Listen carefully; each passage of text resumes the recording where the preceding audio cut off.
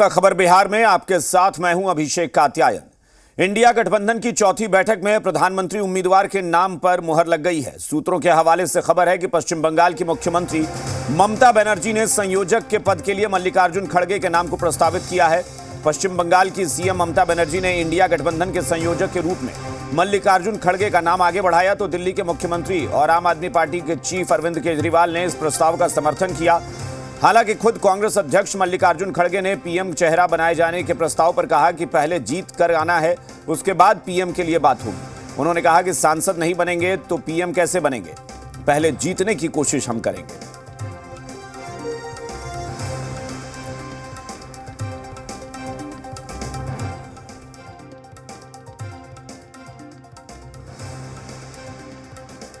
पहले सभी लोग जीत के आना है।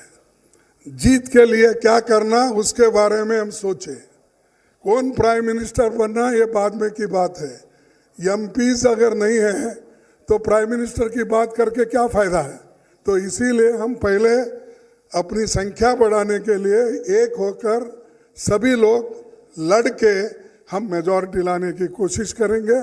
और बीजेपी आज जो और मोदी जी बहुत इतना 1-2-3 इलेक्शन होने के बाद उनको तो इतना घमंड आया है कि अब देश में मेरे सिवाय कोई नहीं बचेगा या दुनिया में भी मैं एक ही लीडर हूँ प्रचार करते हैं।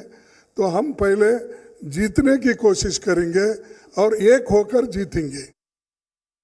एक बोल रहा हूँ, पहले हम जीतेंगे, उसके बाद में हमारे एमपीज आकर क्या कर सकते हैं डेमोक्रेटिक प्रोसेस में वो हो जाएगा। पहले हमारे को चिंता है जीतने की और आप लोग सभी उस दिशा में सोचिए, नहीं कि उन्होंने ये बोला हमने ये बोला। ये तो हमारी इंटरनल बात है, उसमें कोई ये नहीं है। ये चौथी मीटिंग में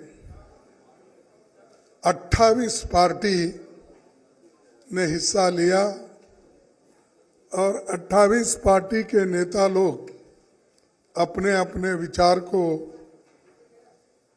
कमेटी के सामने यानी गठबंधन के सामने रखा और लोगों के हित में सब मिलके किस ढंग से अपने को एजिटेशन करना है या जो भी इश्यूज है उसको उठाना है। तो ये सारे देश में कम से कम 8-10 मीटिंग सभी मिलके करने का एक निर्णय हुआ। क्या रहा मीटिंग के अंदर क्या डिसाइड किया गया है सर? अच्छा रहा। अभी शुरू होगा, कैंपेन भी शुरू होगा, सीट शेयरिंग भी होगी, सब होगा। कन्वीनर को लेकर सर कोई चुना गया? कन्वीनर को लेकर कोई बात हुई सर? नहीं अभी सर आप साइड खड़गे should be for the PM और the convener face? PM face. Okay sir, thank you sir. India गठबंधन की बैठक हुई है जी और सभी दल बहुत जल्दी टिकट बांट करके मैदान में जाने के लिए तैयार है। सहमति बन गई।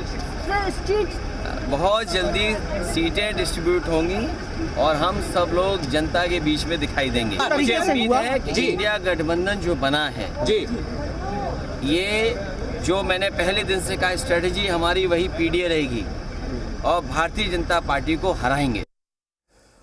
पटना से जी मीडिया संवाददाता रुपेंद्र श्रीवास्तव हमारे साथ जुड़ गए हैं। रुपेंद्र, पहले इस बात को नकारने की कोशिश की गई थी कि हाँ खड़गे को पीएम उम्मीदवार बनाने की बात नहीं हुई है, सीताराम येचुरी नकार रहे थे, लेकिन उसके बाद जैसा कि अभी हम देख रहे थे, अभी भी बयान सुन रहे थे कि कई लोग ये बात कह दिए हैं कि हाँ खड़गे को पीएम का फेस होना चाहिए और ये बात अंदर उठी है।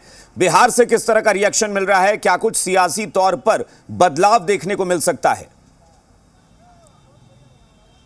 देखिए, सियासी तौर पर पूरा बदलाव देखने को मिलेगा और कहीं ना कहीं देखिए किस तरह से जेडीयू को सबसे बड़ा धक्का लगा है, क्योंकि जेडीयू के 16 सांसद जो हैं वो लोकसभा में हैं और जिस तरह से इंडिया गठबंधन के हिसाब से जेडीयू चलती है, उसमें चुनाव लड़ती है, तो जेडीयू को अपना सीट खोना पड़ेगा और जेडीयू को सिमट के 8 से 10 सीटों पर आना पड़ेगा और उसी के आंकड़े के हिसाब से जो है आगे चीजें होंगी। और आरजेडी भी दावेदारी, आरजेडी सबसे बड़ी पार्टी है, खासतौर पर कांग्रेस है, कांग्रेस राष्ट्रीय पार्टी है, वो अधिक से अधिक सीटों को मांगेगी। लेकिन जेडीयू को इस प्रकार से झटका लगाया, जिस तरह से जेडीयू के पोस्टर लगाए गए हैं, जिस तरह से जेडीयू के नेताओं का साफ तौर पर कहना था कि पीएम उम्मीदवार नीतीश कुमार हो सकते हैं, उनसे बड़ा कोई उम्मीदवार नहीं हो सकता है, कन्वेनर नीतीश कुमार हो सकते हैं। तो दोनों दो दांव थे जेडीयू के, वो कहीं ना कहीं देखिए वो फीके पड़ते हुए दिख रहे हैं। दोनों दांव पर जेडीयू फेल दिख रही है, क्योंकि जिस तरह से ममता बनर्जी हो, अरविंद केजरीवाल हो और कई नेता जिस तरह से मीटिंग के अंदर जो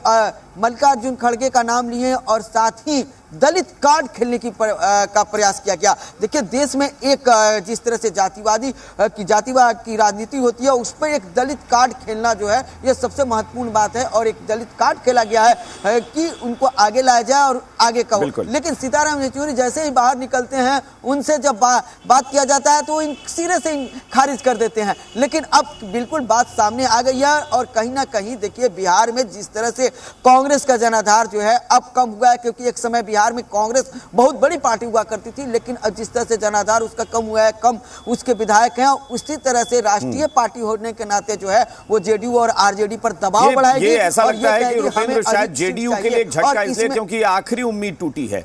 जेडीयू को एकमात्र उम्मीद बची थी कि शायद पीएम नहीं तो संयोजक या कोई ऐसी जिम्मेदारी नीतीश कुमार को राष्ट्रीय स्तर पर गठबंधन में मिले। एक तो ये था, कांग्रेस से उम्मीद अगर नहीं थी तो जेडीयू एक क्षेत्रीय पार्टी है और उसे लग रहा था कुछ क्षेत्रीय दल उसके साथ खड़े होंगे और उसकी आवाज को बुलंद करेंगे।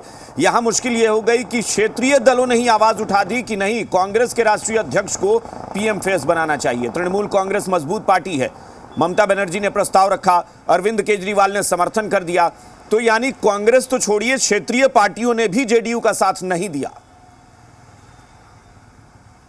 तो देखिए क्षेत्रीय पार्टियों ने ही जेडीयू का साथ नहीं दिया और कहीं ना कहीं ये पहली बार ऐसा नहीं हो रहा है। इससे पहले भी जब मीटिंग हुआ है उसमें कहीं जो है जेडीयू को किनारे होना पड़ा है। और इस बार बिल्कुल जो है क्षेत्रीय पार्टियों से जो आशाएं थी जेडीयू की कि क्षेत्रीय पार्टी नीतीश कुमार के साथ आएंगी, लेकिन सबसे बड़ा सवाल यह है कि